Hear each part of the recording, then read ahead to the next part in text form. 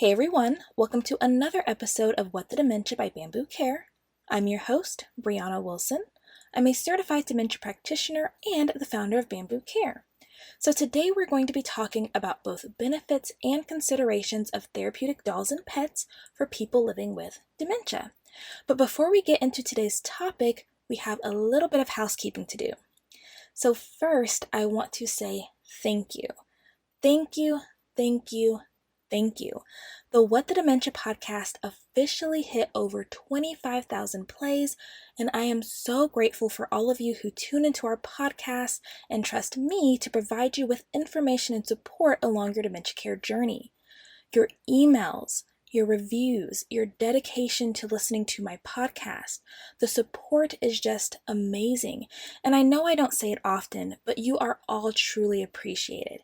Without our listeners, the What the Dementia podcast wouldn't exist or rank for others to discover and find a quality source of dementia care information. So again, thank you. Thank you guys so much. I also want to let you know that Bambu Care will be offering a free Dementia Masterclass open house on November 15th at 7:30 p.m. CST, so Central Standard Time.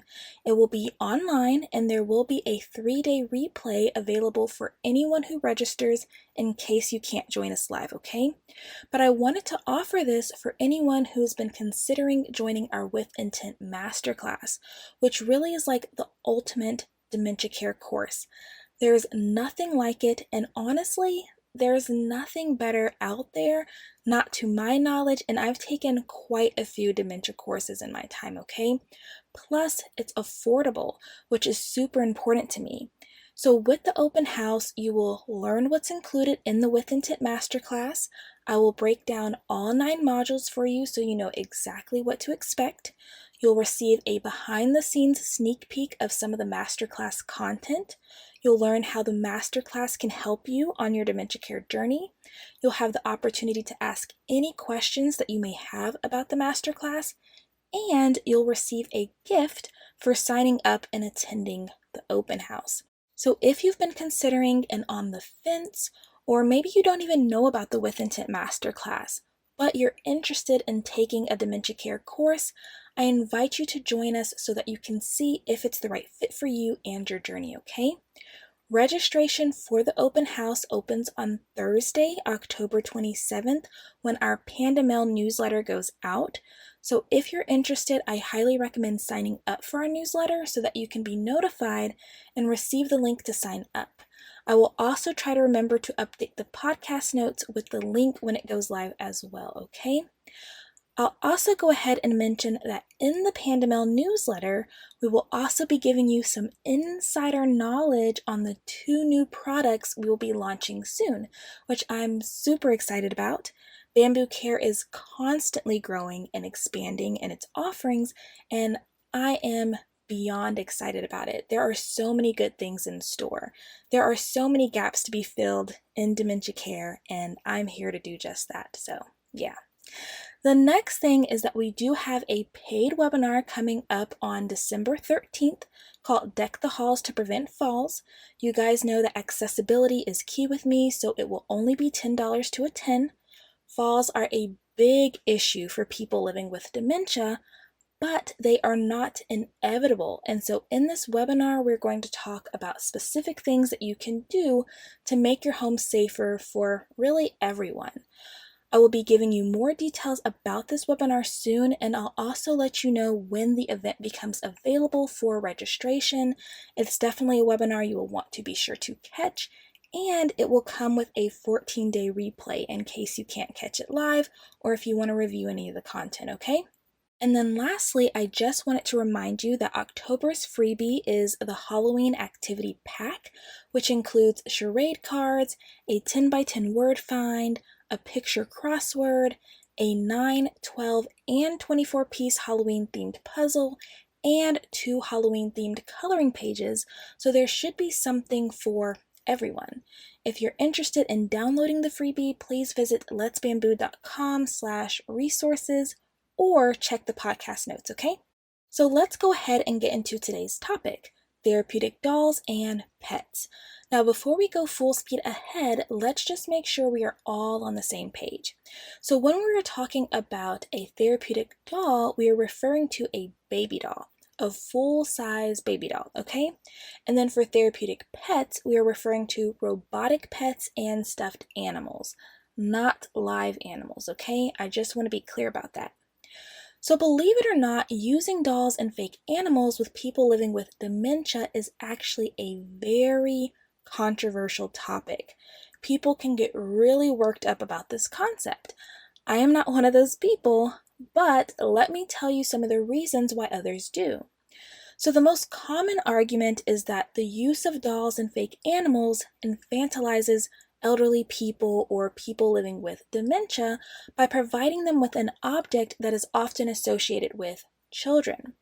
People also believe that it can heighten stigmatization, mockery, invalidation, and even objectification of people living with dementia, as they also believe that others will see and treat people living with dementia as children simply due to the objects the person chooses to engage with, okay? And then others believe that introducing a doll or fake animal may further disorient or confuse people living with dementia as to what is reality and what is not, thus essentially in their eyes worsening their symptoms and cognition. So these are some of the main reasons. Now I could get on a soapbox and go on and on and on about why I disagree with all this, but I won't. What I will say though is that if a person infantilizes, mocks, or objectifies a person living with dementia because they are engaging with a doll or a fake animal, the problem extends well beyond those objects. Enjoyed objects or things do not infantilize people, okay? People infantilize people. And removing things or failing to provide the opportunity to engage with what could be enjoyable for a person really does more harm than good.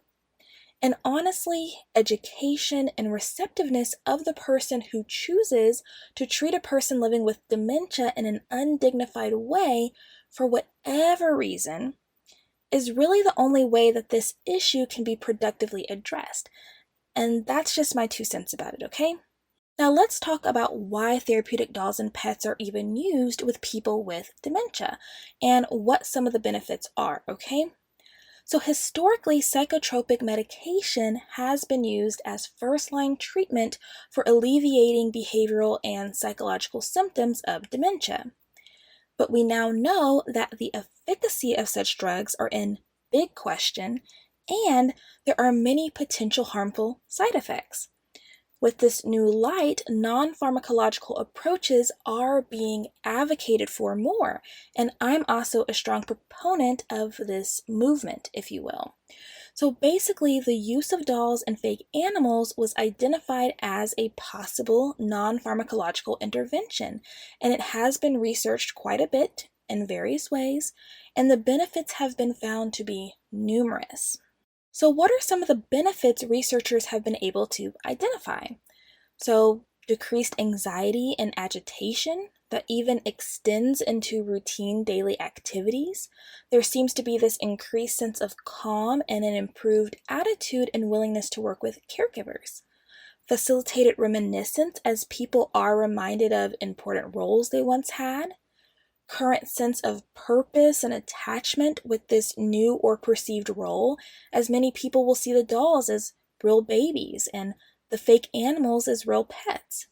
Facilitated social interaction and communication with caregivers and others around them. It not only gives them a topic of conversation, but because they are often in a better mood, they also tend to be a little bit more naturally talkative. Decreased caregiver stress, and consequently decreased need for psychotropic medications. It really is pretty amazing the power that these dolls and pets can have. But everything isn't always hunky-dory with using what is supposed to be therapeutic dolls and pets. And so I want to give you some considerations and insight with using this intervention, okay? So a big question I often get is, well, how do I introduce the doll or pet to my partner? My biggest advice is to present it like it's a show and tell, but hold it as if it's real when you're presenting it, okay? That's important. So this could look like, hey, I want to show you something. Or, look what I got. Or, what do you think about this? Or, what do you think about this baby doll? Or dog? Or cat I have? It doesn't have to be this whole awkward production. And you really want to try to keep it vague so that your partner can attach their own meaning to the doll or pet. You will know pretty quickly if your partner thinks it's real or knows it's fake. And if your partner isn't receptive one day, it doesn't mean that they won't be another, okay? So it is okay to try again another time. Now here's the thing. Whether or not they believe it's real or fake is much less important than if they like it. For example, I recently reviewed A Perfect Pets, the original breathing pet on our YouTube channel. I'll link it in the podcast notes if you want to check it out. But I know it's fake, right? But it breathes, and I think it's kind of cool. So I find myself talking to it, checking on it to make sure it's still breathing, brushing it every few days. It's a neat, enjoyable pet that I don't have to think about until I think about it, if that makes sense. And so your person may have the same experience in knowing that it's fake, but just enjoy its presence or enjoy interacting with it. It really can just be a source of comfort for some people, right? And you never know until you know, okay? But whatever your partner believes the doll or pet to be is what it is, okay? That's the direction you want to go with. Let them lead in this and realize that this could change from day to day, meaning some days they may believe it's real and others they may know it's fake, okay? Now it's also important to mention that not everyone will be a good candidate for this intervention. These dolls and pets can be really distressing for some people, or they just don't like them and would rather not engage. So let me give you a couple of quick examples. So if a person has had a miscarriage, maybe their child died young, or maybe they were unable to have children of their own, a baby doll could be very triggering and distressing, right? If a person has had bad experiences with dogs, maybe they were bitten, chased, or attacked at some point in their life. Maybe they're allergic to cats and don't want them around, okay? Others may just not like the idea of feeling responsible for a baby or pet. For example, believe it or not, I've only held a real baby once in my entire life. So if you tried to hand me what I think is a real baby, I'd honestly probably freak out a bit because it makes me nervous. So the point is, you really want to be aware of your partner's personal history and any possible traumatic experiences or reservations involving babies or pets, okay? Now, if you determine that a doll or pet may be a good fit for your partner, it's going to be good to know what to take into consideration. So let's briefly talk about choosing a doll or pet for your partner. So let's start with the doll. So you want the doll to look and feel as realistic as possible. So if you can, you want to go with what's called a reborn doll. These are the most realistic dolls on the market, at least in my opinion. Now, I typically recommend about a 17-inch to 18-inch baby doll. And you want to make sure that it has a soft body center. The soft body center means it should be squishy in the middle, okay? Not this rigid plastic body all over. And you want it to be weighted like a real baby, which most reborn dolls fall in line with all these recommendations, okay? And I'll actually be doing a review on a reborn doll very soon. I don't know exactly when yet, but in the next couple of weeks. So keep a lookout for that, okay? Now, the eyes can be a big deal for people living with dementia, and this really depends on your specific partner. So, for example, a doll with closed eyes can be good for some people, but other people will find it distressing if the baby never wakes up and opens its eyes. Like if they're trying to arouse the baby and it just stays with its eyes closed, they might think the baby is dead, or they might think there's something wrong with the baby, and so that can be distressing. And then we have vice versa, where some people will become concerned if the baby's eyes are open all the time and they never shut to rest, like if they're trying to put the baby to sleep. So like I said, it really will just depend on your partner whether an opened or closed-eyed doll would be best, okay? Also, you want the baby to have an outfit. It should not be a naked doll, okay? Most importantly, please avoid using dolls that cry or pee, okay? Keep it simple, but feel free to get different outfits for the baby. Diapers, toys, a small crib, and a stroller, especially if your partner believes the baby is real. The goal is to create a whole experience if your budget allows, okay? Now, my important note with handling and storing the baby is that you always, always, always want to treat the baby like it's real. And always, even if your partner knows it's fake, because you never know when or if this will change, okay? So treat it like it's real. Carry it properly and lay it to rest properly. Don't throw it around. Don't toss it in a box. Don't hold it by its hand. Don't pick it up by its head. Don't place it face down on like a dresser. That can cause a lot of distress for your partner, which we obviously don't want, okay? Now on to the pet. Most therapeutic pet options come in the form of a dog or a cat. Most recently, there's what's called this walker squawker, and that's by Joy for All, okay? So the most popular brands are Joy for All, which is known for its robotic interactive pets, Perfect Pets, which as I mentioned are the original breathing pets. So this particular one just sleeps and breathes essentially. And then Memorable Pet Companions, which are just stuffed animals with really no bells or whistles, but they're supposed to have like a realistic feel kind of and be nice to kind of like hold and hug and comfort like that, okay? So I want you to know some brands by name just so you can search for it a little bit more easily if you're interested, but you definitely don't have to go with these brands if you don't want. The key thing is that the pet looks and feels as realistic as is reasonable, okay? Now, the best pet for your partner will, of course, be, well, do they like cats or dogs? And what color or breed do they prefer? And then, do they like interactive pets that will bark or meow and make noises and be easy to hold and carry around? Or do they like a chill lap kind of pet where they can just look at it and talk to it and pet and brush it? This will determine which brand pet you should get.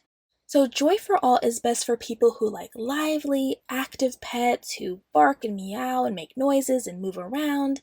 And Perfect Pets and Memorable Pet Companions are best for people who like a chill pet. Now, Memorable Pet Companions are also great for holding and carrying around. However, Perfect Pets are meant to stay laying on a flat surface, which you will see why if you check out my review. Again, the link is in the podcast notes, okay? Well, I think I covered everything I wanted to for this episode.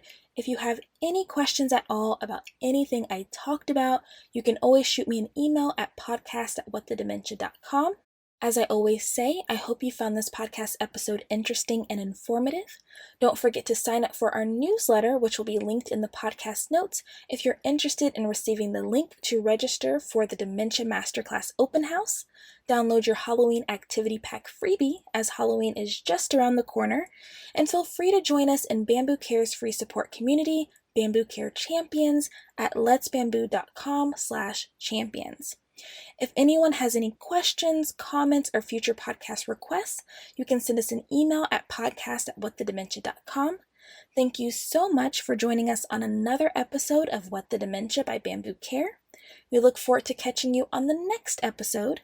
Take care, and until next time, stay strong, care on, and remember, you are not alone. Bambu Care is always here.